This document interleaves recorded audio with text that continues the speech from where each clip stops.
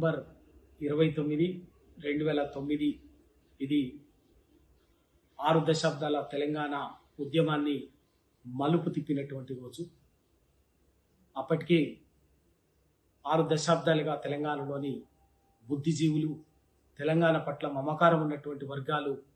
రాజకీయాలకు అతీతంగా నిలబడి కొట్లాడుతున్నటువంటి తెలంగాణ ఒక్కటి, తెలంగాణ ఆత్మగౌరవం, తెలంగాణ పట్ల జరుగుతున్నటువంటి వివక్ష, దోపిడీ, అణచివేతకు వ్యతిరేకంగా జరుగుతున్నటువంటి పోరాటం, దీనికి ఒకటే పరిష్కారం, తెలంగాణ రాష్ట్రమే ఒకటే పరిష్కారం అనేటువంటి జరుగుతున్నటువంటి ఒక పోరాటం. ఈ నేపథ్యంలోనే సెప్టెంబర్లో సుప్రీంకోర్టు పోలీస్ నియామకాలకు సంబంధించి రాష్ట్రపతి ఉత్తర్వుల స్పిరిట్ విరుద్ధంగా సుప్రీంకోర్టు ఒక తీర్పు 14F మీద ఇచ్చినటువంటి తీర్పు తెలంగాణ ఉద్యమకారులని, తెలంగాణ సమాజాన్ని ఒక్కసారిగా ఉలిక్కిపడేటట్టుగా చేసింది. ఆ సందర్భంలో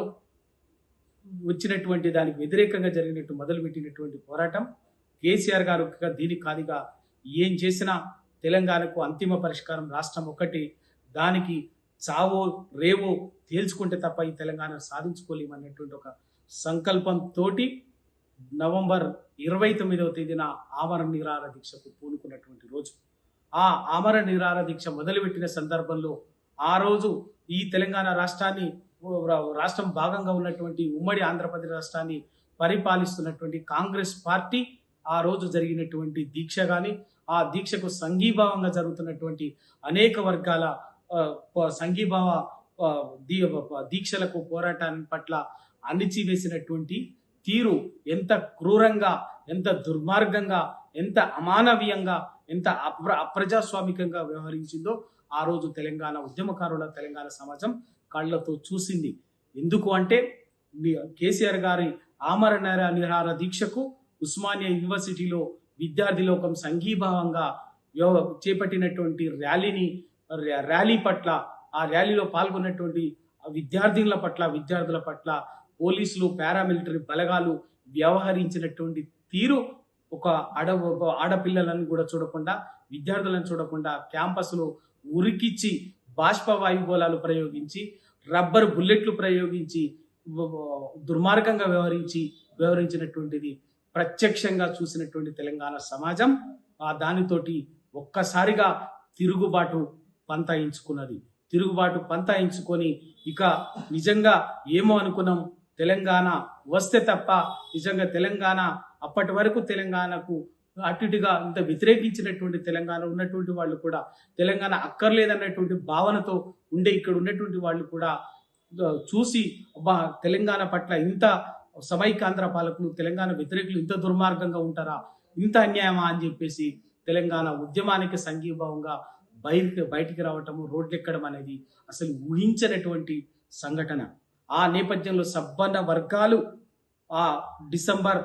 9వ తారీఖు వరకు, అంటే నవంబర్ 29 నుంచి డిసెంబర్ 9 వరకు దాదాపు 11 రోజుల పాటు తెలంగాణ సమాజం స్తంభించిపోయింది. తెలంగాణ సమాజం స్తంభించడమే కాదు, తెలంగాణలో ఉన్నటువంటి మొత్తం పౌర జీవనాన్ని, పరిపాలనా వ్యవస్థని స్తంభించేటట్టుగా ఇవాళ జరిగినటువంటి ఉద్యమం ఈ భారతదేశ రాజకీయ వ్యవస్థని కుదిపివేసింది. అప్పుడు పార్లమెంటు అనివార్యమైన పరిస్థితుల్లో కాంగ్రెస్ పార్టీ అనివార్యంగా తెలంగాణ ప్రజలకు తెలంగాణ ఇస్తే తప్ప, ఇచ్చిన మాట ప్రకారం నెరవేరిస్తే తప్ప రాజకీయంగా మనం ఇవాళ ఆ పార్టీలో తెలంగాణలో మన పార్టీ మనుగడ సాధించలేదన్నటువంటి భయంతో ఇవాళ అనివార్యంగా డిసెంబర్ 9వ తారీఖున చిదంబరం గారు పార్లమెంట్లో తెలంగాణ రాష్ట్రాన్ని ఏర్పాటు చేస్తున్నట్టుగా ప్రకటన చేసిండ్రు. నిజంగా ఆ రోజు చిదంబరం గారు చేసినటువంటి ప్రకటనతో తెలంగాణ ఉద్యమకారులుగా, తెలంగాణ సమాజంగా, బుద్ధిజీవులుగా సంతోషించడం, కానీ అది 3 నెలల ముచ్చటగానే చేసి ఆ రోజు ప్రకటన చేసినటువంటి కాంగ్రెస్ పార్టీ, యూపీఏ ప్రభుత్వం ఆ మాటకు కట్టుబడి ఉండకుండా తెలంగాణ వ్యతిరేక శక్తులు తెలంగాణని అప్పటికే దోచుకుంటున్నటువంటి సీమాంధ్ర పాలకుల ఒత్తిళ్లకు తలవొగ్గి మళ్ళీ డిసెంబర్ 21వ తేదీన ఆ ప్రకటనని వెనక్కి తీసుకొని శ్రీకృష్ణ కమిటీని వేసి మోసం చేసింది. మళ్ళొక్కసారి తెలంగాణ ప్రజల ఉద్యమాన్ని ఉసురు పోసుకునేటటువంటి దానికి కారణమయ్యి ఏమైందంటే దాదాపు 1200 మందికి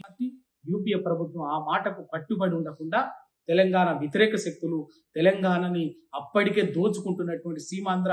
పాలకుల ఒత్తిళ్లకు తలవొగ్గి మళ్ళీ డిసెంబర్ 21వ తేదీన ఆ ప్రకటనని వెనక్కి తీసుకొని శ్రీకృష్ణ కమిటీని వేసి మోసం చేసింది. మళ్ళొక్కసారి తెలంగాణ ప్రజల ఉద్యమాన్ని ఉసురు పోసుకునేటటువంటి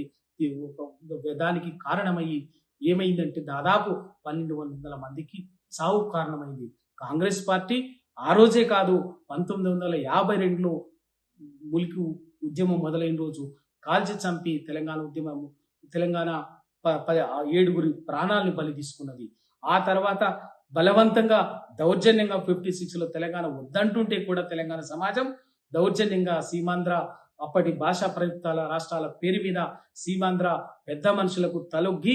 వాళ్ళ తెలంగాణను దౌర్జన్యంగా తీసుకుపోయి ఉమ్మడి ఆంధ్రప్రదేశ్లో కలిపింది. ఉన్నటువంటి రాష్ట్రాన్ని తీసేసి కలిపేసింది. ఆ తర్వాత సందర్భంలో ఆ రోజు ఏ ప్రాతిపదికనైతే తెలంగాణని ఏర్పాటు చేసి ఉమ్మడి ఆంధ్రప్రదేశ్లో కలిపిందో అందుకు పెద్ద మనుషుల ఒప్పందాన్ని ఉల్లంఘించి తెలంగాణకు వచ్చినటువంటి ఏ ఒక్క రక్షణను కూడా కాపాడకుండా దుర్మార్గంగా వ్యవహరించడంతో 69లో తెలంగాణ ఉద్యమం వచ్చింది. ఆ రోజు 69లో 360 మందిని కాల్చి చంపి రక్తం ఉసురు పోసుకొని ఆ తెలంగాణ ఉద్యమాన్ని అణిచివేసింది. 12 మందిని గెలిపిస్తే కూడా పార్లమెంట్ సభ్యుల్ని వాళ్ళని ఆనాటి ప్రజాసమితిని పార్టీని విచ్ఛిన్నం చేసి విచ్ఛిన్నం చేసి తెలంగాణ ఉద్యమాన్ని భూస్థాపితం చేయాలని చూసుకుంది. కానీ ఏ సందర్భం వచ్చినా ఎప్పుడు కూడా తెలంగాణ సమాజం వాళ్ళ తెలంగాణ ఉద్యమ పతాన నిలబడి కొట్లాడి త్యాగాలు చేసి పోరాటాలు చేసి తెలంగాణ ఒక ఉద్యమంలో ఎన్నడూ వెనకడి వేయలే. 2001లో తెలంగాణ రాష్ట్ర సమితి కేసీఆర్ గారి అధ్యక్షతన నా నాయకత్వంలో రాజకీయ ఉద్యమం రూపు తీసుకుంటే 2001లో టిఆర్ఎస్ పార్టీ ఆవిర్భవించినాక 2004లో ఎన్నికల్లో తెలంగాణ టిఆర్ఎస్ పార్టీతో కాంగ్రెస్ పార్టీ పొత్తు పెట్టుకొని అధికారంలోకి వస్తే తెలంగాణ రాష్ట్రాన్ని ఇస్తామని చెప్పినటువంటి కాంగ్రెస్ పార్టీ అటు రాష్ట్రంలో అటు కేంద్రంలో అధికారంలో వచ్చినా కూడా అధికారం వచ్చినాక కూడా తెలంగాణకు మాట ఇచ్చినటువంటి మాట ప్రకారంగా తెలంగాణ ఇవ్వకుండా ఆఖరికి ఆ ఏ కారణమైతే ఏదైందో ఆ టిఆర్ఎస్ పార్టీని రాజకీయంగా మొత్తంగా భూస్థాపితం చేసేటటువంటి ఒక కుట్రకు తెరలేపి ఆ పార్టీని ఖతం చేయాలనేటువంటి దుర్మార్గమైనటువంటి పద్ధతితో కాంగ్రెస్ పార్టీ వ్యవహరించింది. ఆ తర్వాత ఏం జరిగింది అయినప్పటికీ కూడా అన్నింటినీ తట్టుకొని తెలంగాణ ఉద్యమం నిలబడి మళ్ళీ 2009లో మరొకసారి ఉవ్వెత్తున లేసినటువంటి ఉద్యమంతో వాళ్ళ తెలంగాణ ప్రజలంతా సంపన్న వర్గాలను కూడా ఉద్యమ పథం పడితే అనివార్యంగా అప్పుడు కూడా ఇవ్వకుండా అంటే 2004లో ఇచ్చినటువంటి మాటని 2009లో కూడా ఇచ్చినట్టే చేసి అప్పటికి వెనక్కిపోయి 2014 దాకా దాదాపు 10 సంవత్సరాల పాటు తెలంగాణ ప్రజలని మోసం చేసి అనివార్యంగా గత్యంతరం లేదనేటువంటి పరిస్థితుల్లో రాజకీయంగా మనుగడ సాధించలేమనేటువంటి పరిస్థితుల్లో తెలంగాణ సమాజం మెడలు వంచితే దిగి వచ్చి తెలంగాణ 2014లో వాళ్ళ పార్లమెంట్ తెలంగాణ ఇచ్చినటువంటి చరిత్ర ఉన్నది. ఓ కాంగ్రెస్ పార్టీ ఓ రకంగా ఎప్పటికీ తెలంగాణ ఉద్యమాన్ని అణిచివేసి కిరాతకంగా దుర్మార్గంగా వ్యవహరించాలని చూస్తే మరొక వైపున బీజేపీ పార్టీ ఏమో ఎప్పుడు ఇవాల్టి అధ్యక్షుడు బీజేపీ ప్రధానమంత్రి నరేంద్ర మోడీ గారు అమిత్ షా గారు అవకాశం చిక్కినప్పుడల్లా తెలంగాణ పట్ల విషంగా కెట్టేటువంటి ధోరణిని వ్యవహరించి తల్లిని చంపి బిడ్డని తీసినట్టుగా తెలంగాణ ఉద్యమాన్ని కించపరిచేటి అవమానించేటటువంటి పద్ధతితోటి వాళ్ళ తెలంగాణ పట్ల వ్యవహరిస్తున్నటువంటి రెండు పార్టీలు వాళ్ళ నిజంగా కూడా కేసీఆర్ గారి ఆ రోజు నవంబర్ 9, 2009 నవంబర్ 29వ తేదీనటువంటి దీక్ష ప్రేరణగా తెలంగాణ సమాజం ఇవాళ ఒక తెలంగాణ రాష్ట్ర సాధన వైపు